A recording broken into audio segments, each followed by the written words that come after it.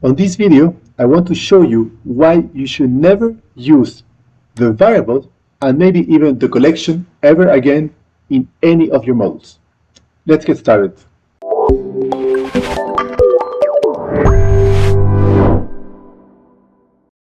Okay, if you want to create a class in AnyLogic, it's very simple. You just create new and Java class, you select the class name, and then you can select all your fields here. Using them here is very annoying, so instead you want to build them programmatically here. I already did it here in my class, where I created all the variables, and then I created the constructor that uses all these variables as arguments to initialize them. If you have a lot of variables, this is already very annoying. So if you want to follow best practices in Java, you should almost never use public for any of your variable definitions, because that means that your variable is accessible from everywhere else. And I will talk about why that is not so good. If you want to follow best practices, you should use private here. Then your variable is only accessible in your class. And then you should create getters and setters. So here I created a getter. So I use a function and I return the value of the variable. And I create a setter. So I set with an argument, which is an integer, and I set the value of var1 to whatever value put as an argument. This, when you're a beginner, seems kind of dumb, because why would you do that if you can access everything here using public? And in small models, it doesn't matter so much, but it becomes a problem in big models. I will explain why later. Nevertheless, if you have a lot of variables, maybe 20, 30, 40, making setters and getters is very, very annoying, and it takes a long time to do it. So the first thing I want to talk about is how do you make that simpler? And for that, we can use the Lombok library. So how do we do this? The first thing you need to do is to go to projectlombok.org and you just download the package. It will download the jar file and you just add that to your model dependencies.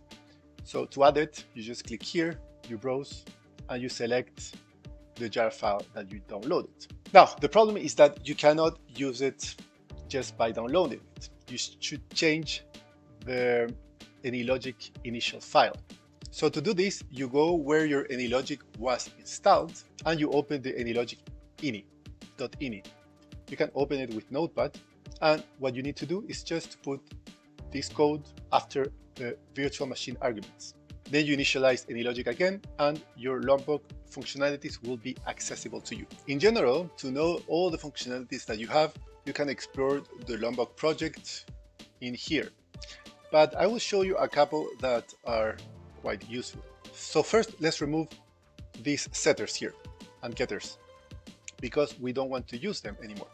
Instead, we will use this annotation here, and we need to import the Lombok library here. Now, when you do this, you already have all the getters and setters automatically generated.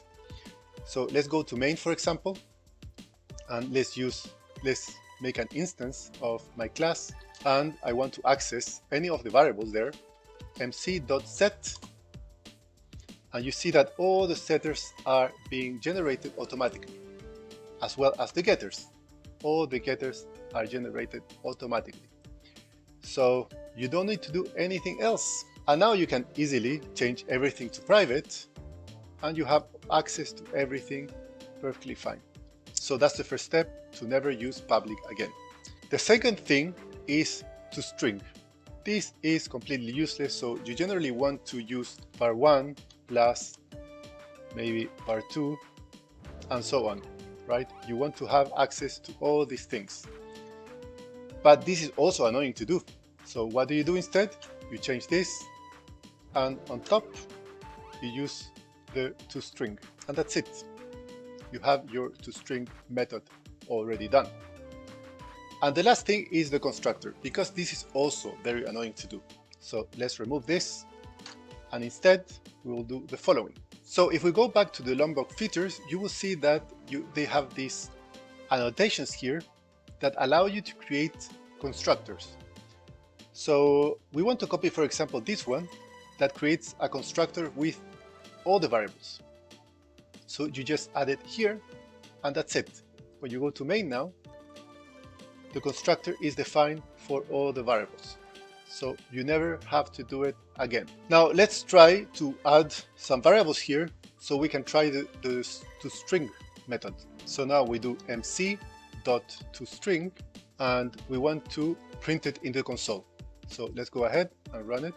And you will see that in the console, it prints the name of the class and all the variable values in here. So very easy. You don't need to do anything extra for your debugging purposes. Now let's go to our agent that I created, which has a variable and a collection.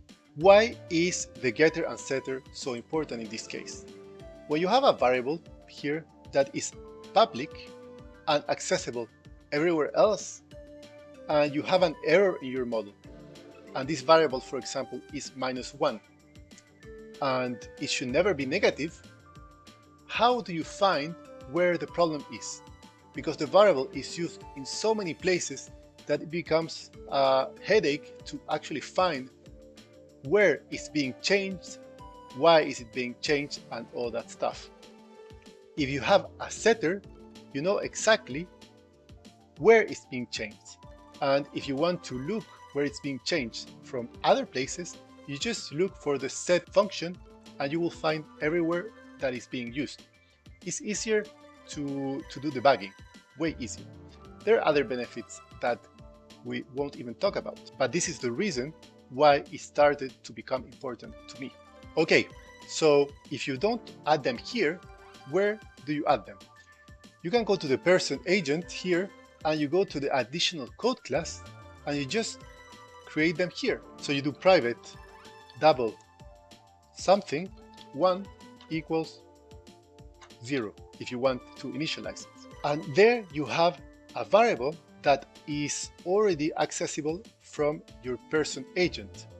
You don't want any other agent to access this class and change it however they want. So what do? You can use the Lombok annotations again and create a getter and a setter.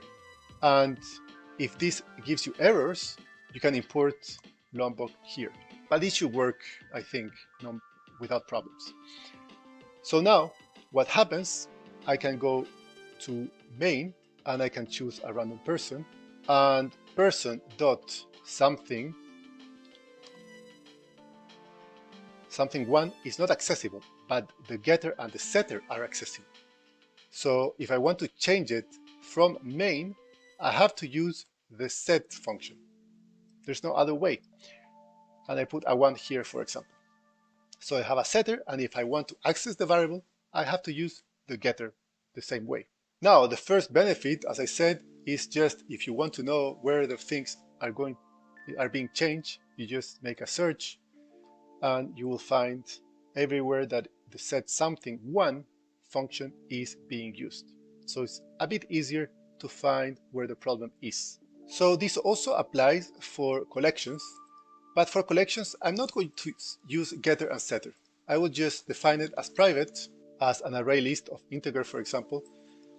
And I want to create all the functions that allow me to do stuff with this collection. For example, if I want to add a value to this collection, add value to my collection. And I will do it here. And if I want to get a value from this collection, I will do it through a function as well. And you return an integer. So this is what you would do. So this is how you protect your collection. I'm not sure if this is the right thing with collections, but I'm definitely sure that this is the right thing with variables. So you can experiment yourself and see what works for you.